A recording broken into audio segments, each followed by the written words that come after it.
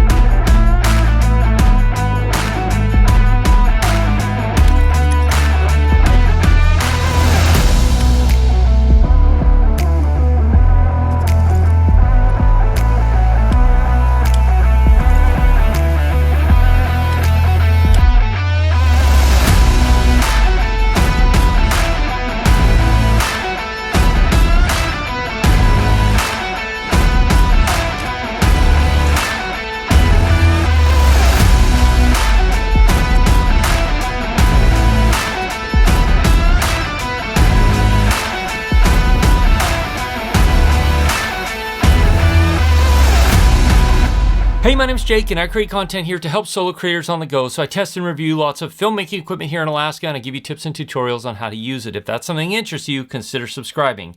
Now, DJI reached out to me after they saw my Action 3 versus GoPro Hero 11 video and asked if they could send me a new version because they had fixed the problems that I complained about in that video. And all they said was do a new comparison and go make something cool using the Action 3. So you saw this something cool. But after using this for a couple of weeks, there are a few things that I want to talk to you about in what has really impressed me with the Action 3. And yes, long story short, the Action 3 has been dramatically improved since the original version. And I know that because I tested not just the unit that they sent me, but I also ran down to Best Buy and bought a unit just to make sure. One of the things that's really impressed me about the Action 3 after using it for the last few weeks and really putting it through its paces out in the wild and in the extreme cold, like down as cold as 5 degrees Fahrenheit, whatever that is Celsius, will be right here, is the cold weather performance and the battery life. I've never had an action camera work this well in the cold and for as long. The entire day I was out filming with the helicopter crew, I used 1 and like 50% of a second battery, which is impressive to say the least, being that it was very cold. But not only that, I've also hiked around a bunch with this and climbed mountains a bunch with this. And all of those times it's been well below freezing. And the Action 3 has performed really well and flawlessly. I think, I gotta say, it's probably got the best battery life out of any action camera I've ever used. It's impressively long. How long one of these batteries lasts here, it just like, they will go for forever. And on the Adventure combo, getting this battery case here where you have 3 batteries and you can charge it all via USB-C on the end here, it really makes it nice because these lights will light up amber or green depending on if they're fully charged. So when I'm running around, I can easily see immediately, hey, these two are fully charged and the amber one is not. So it makes it really easy to keep track of which batteries are fully charged and which ones I've already used. But also spending a day climbing in the mountains and skiing and snowshoeing in the mountains, I only went through 1 battery pretty much where I was filming lots of little clips, video clips throughout the day. And the Action 3 basically just kept going, even though I did bury it in the snow a few times, and there was a couple of times where it was extremely cold. I'm not able to test hot weather performance, at least not right now. Well, probably not in general because I live in Alaska. But from what I've seen online, the Action 3 also performs very well for longer durations in hot weather than other action cameras on the market. One thing that I really grew to appreciate, especially when I was filming the ice climbers, was the magnetic attachment system. It's so fast and easy to be able to switch it from this, say this was on my head mount, to the selfie stick, or be able to take it off the selfie stick and put it on my FPV drone, or take it off my FPV drone and put it back on my selfie stick. The magnetic mount system is really nice. Now there's one thing I probably wouldn't do with just a magnetic mount, and that's mounted out on the outside of an aircraft, just because I don't think this could stand 150-mile-an-hour winds. I would probably use a cage system for that, but the magnetic system made it incredibly easy to be able to go and move from selfie sticks to FPV drone to head mount on the ice climbers, back to selfie stick or back to FPV drone. And it made the whole process super fast and seamless, because basically I just grabbed the camera off of whatever it was on, stick it on the next thing that I wanted to use, and then it was ready to go just like that. So I really have grown to love this magnetic mount system. It just makes it super fast and easy to move the camera from one spot to another spot. Another thing I think DJI has done incredibly well in the Action 3 is the user interface, which I've kind of complained about a little bit in the past, but because you get both the back screen, the rear screen, and the front screen are a touch screen. Now you have to swipe up in order to activate either the front or the rear screen, so they're not both active at the same time, but being able to change your settings from the front screen is really handy, especially if you're mounting this on the head of an ice climber, or maybe on an FPV drone where you can't get to the back screen and use the batteries. It just makes it really easy to be able to change stuff. But both screens are very responsive and really reactive. It makes it really easy to use. And the entire camera is super snappy and super responsive. So if you push record, it takes almost less than a second, maybe just a hair over a second, to be on and recording. And I've tried this many, many times to be able to make sure that it's not just a fluke, one-time deal.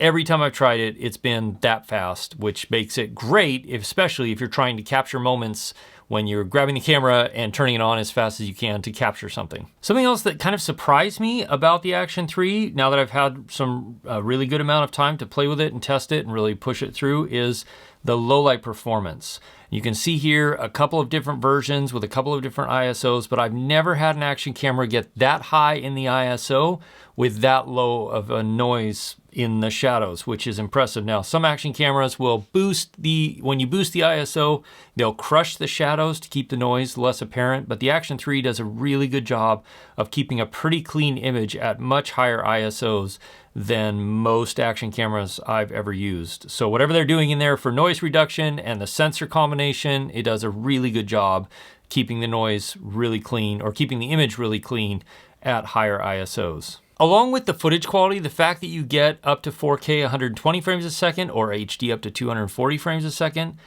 and the way to get to them is super fast and super easy to switch. Just like that, I went from 4K 30 to 4K 120, and then I can go back down to 4K 30, just like that. It makes it really easy and really fast to be able to get the kind of footage you want, whether it's slow motion, and with 4K 120, you still get audio, so you can slow it down if you want, or you can just use it as you do, which is what I did in almost all the ice climbing stuff and on the FPV drone, because there were places I knew I'd want to slow it down, but I was also still kind of wanting to get the audio just in case.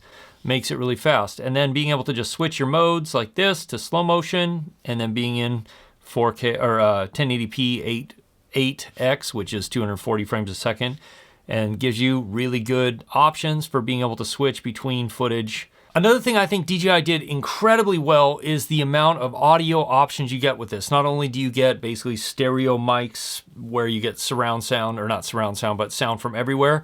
Right now I'm in stereo mode and all around, which means it's using all of its mics and kind of giving you a whole sound field. So you could probably hear the drone right back over there. But you can also go to just a front mic. So if you're vlogging and you want to block out noise from behind the camera. So I switched it to front audio and mono.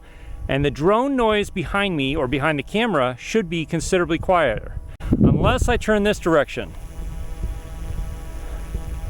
But one of my favorite things is the fact that the USB-C port, and if you have the DJI wireless mic, you pull the little side off there, you plug the DJI mic in, or the receiver in, and then all of a sudden you have wireless audio coming straight into camera, and you can see the little mic symbol there. But it got me curious about other options, like what other options there were, because a lot of times USB-C ports will be able to do that from a manufacturer, but you'll have to use their proprietary adapter.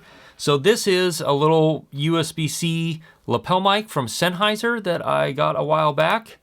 And if I plug it in, you can see the mic symbol on the front of the screen right there, which means this lapel works with this action camera. Now, you lose all waterproof ability when you take the little door off. So if you're gonna be doing things in bad weather, rough weather, anything like that, you definitely wanna keep that little door on. But the fact that you can plug in other USB-C sound sources, I don't know all the ones that are compatible, but I know the DJI mics are, and the Sennheiser lavalier mic means you get a lot of options without having to spend more money for modifications to the camera or for input adapter things to the camera to be able to get good, clean audio in a variety of different sources, in addition to the ones that are built into the camera. A couple of other things that really have stood out to me about the Action 3 after using it for the last few weeks is, I mean, the stabilization is incredible right out of camera. That's all I've run through. Everything you've seen in this video is the stabilization built in, whether it's got horizon balancing or you can tip 45 degrees, up to 45 degrees either way, or it's just the Rocksteady Plus or regular Rocksteady.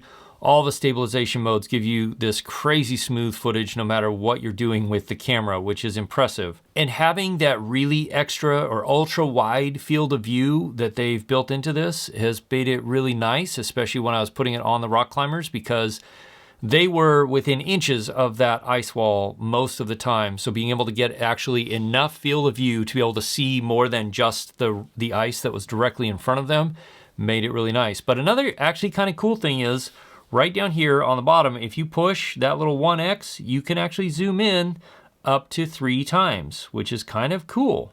Now, the quality actually stays pretty good overall through it. I would use it unless I needed to. But again, they're just giving you options in this same little camera for being able to compose or do things with your shots that you really ordinarily couldn't do with most action cameras. So the big question is now, how does the Action 3 compare to the GoPro Hero 11? And in order to see that, you're gonna wanna watch this video right here. I'll see you over there as always. If you have questions, ask me in the comments below, or join my live stream, which happens most Wednesday nights from 4 p.m. Alaska time or 8 p.m. Eastern. I'll see you again soon in the next video. Cheers.